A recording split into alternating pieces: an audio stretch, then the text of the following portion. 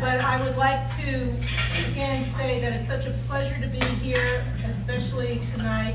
I commend your chapter for your commitment to governmental affairs, as seen by your hosting the legislators tonight. And I also appreciate that the legislators are taking time out from their busy schedule to be here. In Virginia, we always pride ourselves on having a part-time General Assembly. But I think that if you're a legislator, you find that it really isn't part-time. And feel free to correct me if I'm wrong, but I have the feeling that you conduct a lot of legislative business outside of those short General Assembly regular sessions. And also, if you had the opportunity, you could spend every single waking hour meeting with constituents and going to meetings like this. So we really appreciate the fact that you're here tonight with us. And again, I appreciate the chapter's commitment to governmental affairs.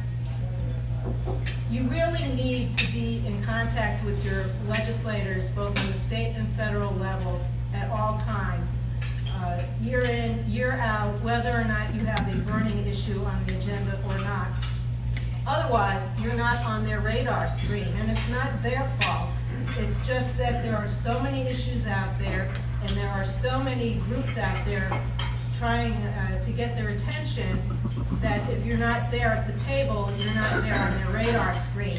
And even if you don't have an issue that you need to have addressed, you want them to be aware of you and what your needs are, so that if there's a bill coming up that some other group wants, and maybe there's some language in there that could hurt credit unions inadvertently, you want them to think to themselves, oh, well, maybe I need to check with my credit union constituents to see if this will have an effect on them. Or maybe we could see a bill that we think might cause us problems, and we can go talk to the legislators, and because we have this relationship, they know who we are and they know what our needs are. And I'll give you two examples to underscore the fact that you always need to be out there maintaining this relationship. One is a real example, and the one is kind of fanciful example, but you're all familiar with the American Kennel Club, right?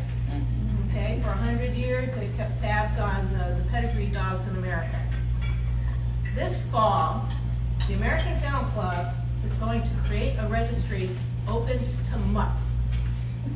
And you think to yourself, well, that's fine, but what do mutts have to do with governmental affairs?